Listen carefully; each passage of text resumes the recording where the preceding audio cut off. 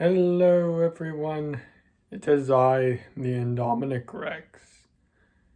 Boy, it has been a minute since I've done a video by myself, and I apologize for that. Just lately a lot of stuff's happened and it's killed my motivation, but we press on, and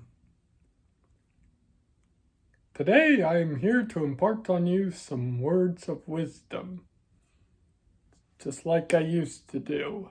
It's been a while since I've done one of these videos. But this time, I'm gonna tell a bit of a story. Y'all love to hear stories, don't you? This one may or may not be a bit of a silly one. I personally thought it was a funny story. It was a story I actually heard back when me and my family was going to church. And it was back at this church called Grace Baptist Church over in Watkinsville, Georgia. Excuse me. And we had overheard this story from a guest speaker who had come to talk to all of us that particular Sunday about the story of David. But here's the thing. When the guest speaker showed up, and I was present for this, but when the guest speaker showed up that Sunday, he was covered from head to toe in bandages, like the tiny little bandages all over his body. We couldn't see the ones under his suit, but like he had these tiny bandages all over his face, all over his neck, all over his arms, all over his hands. He just had these bandages everywhere. And a lot of the audience that was there, we were all like wondering why this man was covered head to toe in bandages. Well, the guest speaker, he noticed that everyone was staring at his bandages, so he stops talking about the word David. He stops talking about the story of David, I'm sorry. And he addresses the crowd for a moment. He just decides to be real and level with all of them for a moment.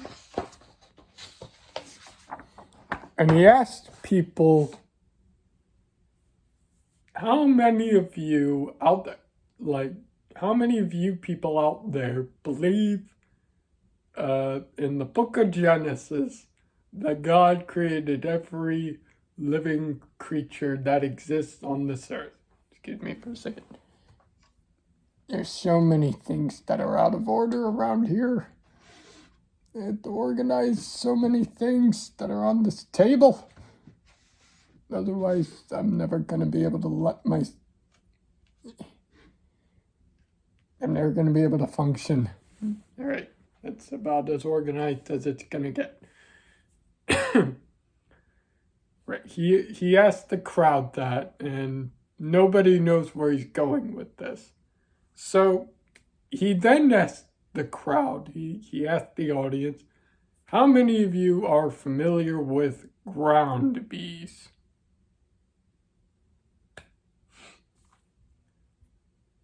I didn't really know where the story was going back then, but the moment I heard ground bees and I saw his bandages, it kind of clicked with me, and it apparently clicked with a lot of people, that this poor man had a run-in with a swarm of ground bees of some variety.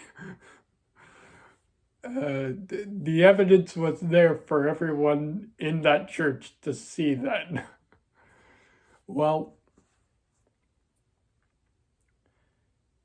he gets to talking, explaining his story. He goes on to say, let me tell you something, folks. God may have created the heavens, the earth, and all the creepy crawly things that inhabit it. Let me tell you something. God did not create ground bees or any other winged insects that come equipped with stingers. My theory is that when God cast Lucifer and all of his followers out of heaven, that ground bees, wasps, hornets, all of that stuff dropped off their wings on the way down to hell. Which is an interesting theory, when you think about it. That would explain why they have such a nasty temperament. Except for carpenter bees. They're pretty mellow, but then again, they're more or less classified as a species of beetle than they are a bee. Which is bizarre, but I mean, meh. Science. Right. I'm a little scatterbrained. I apologize if I have lapses here and there.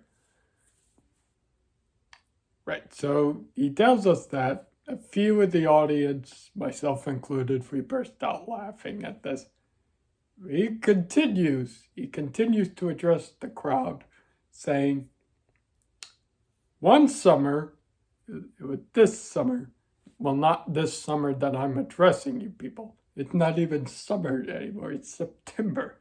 By the time this video's out, y'all are probably watching this in the fall. But the summer that he was speaking to us at the church, he was there at Grace Baptist. The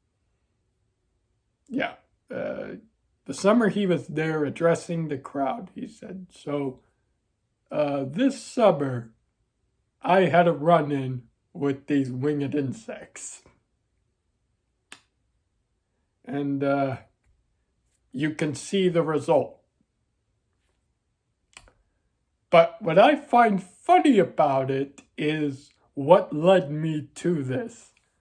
So I'm going to tell you all a small story here. And he continues telling the story, completely forgot about the story of David at this point. He's going off on his own, he's doing his own thing at this point. So he continues his story. He says, so one summer, my eldest son and I, we had to take care of some yard work before the wife returned home. So my oldest son, he was in charge of taking care of the front yard. I agreed to do the back. So as I was mowing the backyard, I apparently ran over with the lawnmower the small hole in the ground. Lawnmower went, hit a small bump. That was where the hole was. And as he was continuing, because he thought nothing of it at the time, but as he was continuing to push the lawnmower, he suddenly hears a disturbance in the ground. So he looks back, and there's the swarm of ground bees coming up out of the ground from the hole he had run over. They're just like coming out. It's like a black cloud of ground bees, like, bleh. And he's just standing there looking like, oh my word. The bees attack in droves. They swarm all over him, stinging him and whatnot. He's swatting his arms everywhere. He's going crazy. Well, eventually he takes off running, and the bees give chase. He's running across his lawn. The bees are chasing him around. And he eventually ends up in his neighbor's yard, and he jumps into the neighbor's pond. Just a little...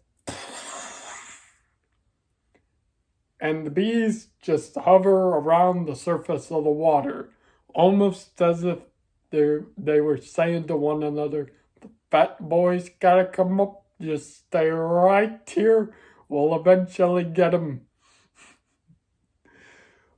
Well, he was holding his breath under the water for what felt like a really long time. He was considering making a straw so he could breathe in some air, but he was worried that the groundies were going to come in one by one into his mouth, like thump, thump, thump. Something like that.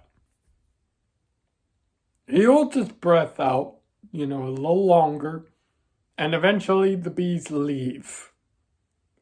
When he finally emerges from the water, when he finally emerges to breathe, he's met by his neighbor holding a shotgun. And the dude recognizes him. He's like, what are you doing in my pond?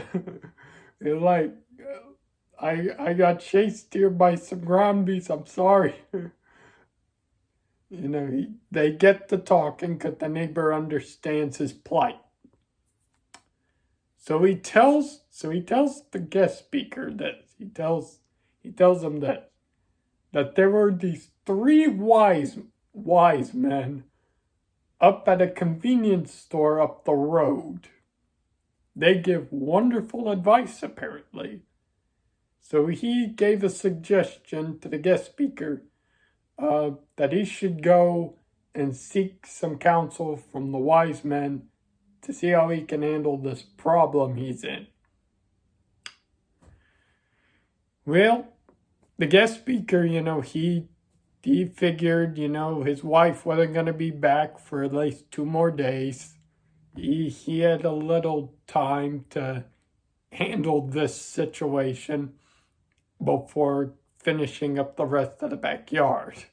Front yard was already done. The eldest son did his job. Excuse me. So the pastor decides to go to this convenience store. And sure enough, there are these 3 elderly gentlemen sitting there like at this little section, and they give out some advice to people. So the guest speaker, he goes up to the 3 wise men, and before he even says a word, the first gentleman goes, ground bees. Second gentleman goes, bet that hurt. Third gentleman goes, but you showed up asking how you can get even with them, didn't you? The guest speaker just looks at them goes, you got any advice for me? So the 3 elderly gentlemen nod their head in unison, and they tell them to do that. Take about just a quart of gasoline, and pour it down the hole where the nest is. You take a match, light it, throw it, take cover. They'll smoke them out like... So, following day, he prepares everything he needs to take care of these ground bees once and for all. He and his eldest son are out there in the backyard. They got everything they need to smoke out these ground bees. So, as instructed, he's got a can full of gasoline, and he pours about a quart of gasoline down the hole. And he can hear the ground bees in the hole. He can hear them all churning the gas down there. They're like...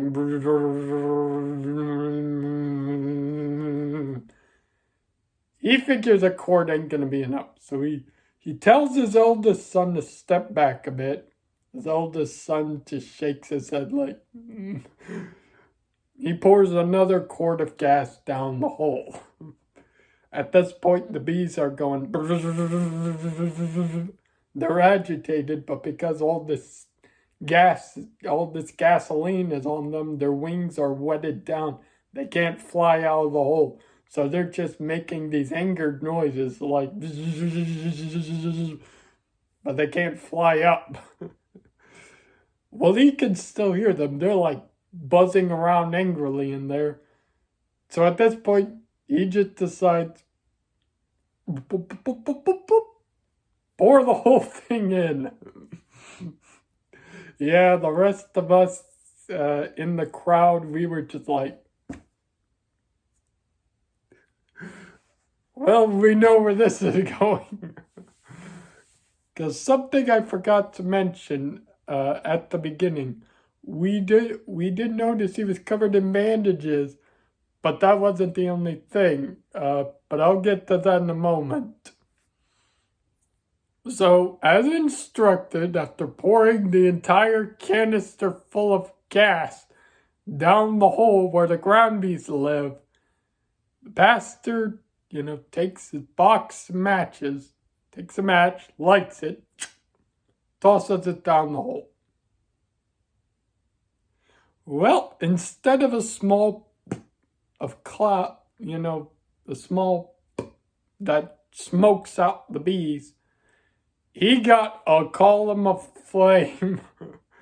The ground basically erupted with fire, dead bees spinning around, and pain. Because he was standing a little too close, so was his eldest son. So the fire basically melts off, it singes their eyebrows, basically melting them off, and singes the front of their shoes. So, like, the fronts of their shoes are practically melted off, as are their eyebrows. Which is the thing we also noted, that he was not only covered in bandages when he showed up for the word of David, he was also missing his eyebrows. But I digress. Anyway, so yeah, explosion, dead bees, lost eyebrows. So the guest speaker, his wife, shows up about 30 minutes later, and she sees that the front yard is completely taken care of. It's all good. The oldest son did his job. She comes around to the back, and she sees the mess, the war zone that has happened. Like a place in the yard where a literal explosion has thrown up debris everywhere. There's dead bees scattered across the yard. There's sediment thrown up here. There's sod. There's grass. It's a mess. She turns to her husband and she goes, honey, I asked you to take care of the yard, but this was not what I meant by take care of. Yes, so the guest speaker, he eventually got around to taking care of the yard, now that the ground bees were taken care of, but had to do a little extra work to repair the crater that he made in the center of the backyard. Well, here's the real kicker. The next day, he goes back to the convenience store where the three wise men were. He approaches them, and before he even gets a word in, first gentleman goes, too much gas. Second gentleman goes, bet that hurt. Yeah, the guest speaker, he looks at the three of them and he goes, guys, be honest with me. When you did this, the first time you did this, how much gas did you use when you, dealt with this problem? The three wise men look at him, and in unison, all three of them together say, we've never done it.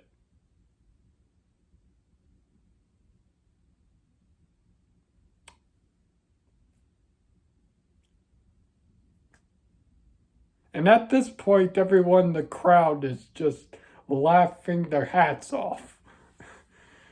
And the guest speaker, he's just standing there like, are you kidding me?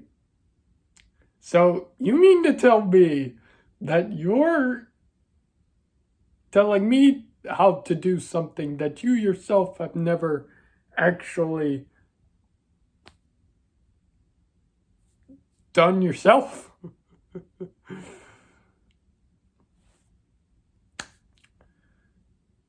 The lesson to be learned from that is that there's going to be all kinds of people in this world who are going to give you these wise words, and it's up to you to determine whether they're, solid or not. If you think the advice is solid, it's up to you how you apply it. But if you think it's not a good idea, it probably isn't a good idea to follow that advice. But the words of wisdom to be gleaned from this small story I wanted to tell y'all is this. There's going to be all kinds of people out there who are going to tell you these fake words of wisdom. I've had my fair share of that. People telling me all this stuff that they themselves never truly applied in their lives either. It's all right to give advice. I'm not saying don't give advice, but don't tell people to do something that you yourself are not willing to do. If you aren't willing to put in the work into your own words, then you have no business telling people to do something you yourself have never done before in your life.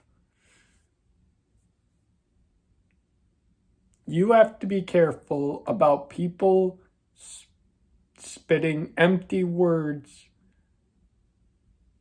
emptied, honeyed words, but empty words at you. You have to be careful and discern the truth or the lies in those empty words. And you have to be smart about how you perceive these empty words.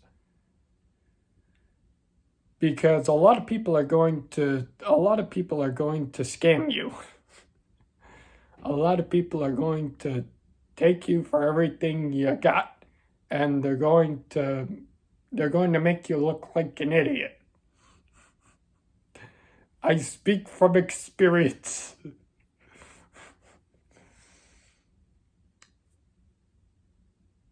Point is, if you're going to give advice, make sure it's advice you yourself have already put in the work towards. If not, the best you can do is, you can give advice, but make sure it's something you yourself are willing to put in the work for as well. Because otherwise,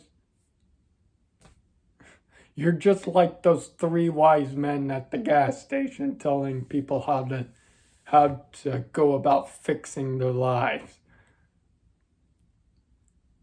And you yourself have never applied any of this logic to fixing your own life. But that's the story. And hopefully you learned something from it other than what I told you. Because there is more to learn from the story, but I may not have done a good job of conveying the meaning behind it. And for that, I am sorry. I'm still inexperienced in my own way. But hopefully there are some wiser people out there who are able to discern the meaning behind the story. If not, well, hopefully you take my words to heart. Just be careful what advice you give and what advice you receive. two little things story about. And yeah, so that's the words of wisdom for this week. Hopefully, if we get enough likes on this video, maybe I'll come back and start doing some more words of wisdom, telling y'all some more funny stories. And until next time, if you enjoyed this video, leave a like. If you didn't, it's alright. You can either dislike it or you don't have to touch the dislike buttons whatsoever. Hit the subscribe button if you want to see more from our channel, and if you can, hit the notification bell so you'll always, you'll always get notifications here, so you won't miss a beat on the Random Fandom. Until next time, I've been your host, the Indomi-Nick Rex, and yeah. We'll see you on the next video. Maybe Ravenwood, maybe me. Tip of the hat, y'all. I'm out.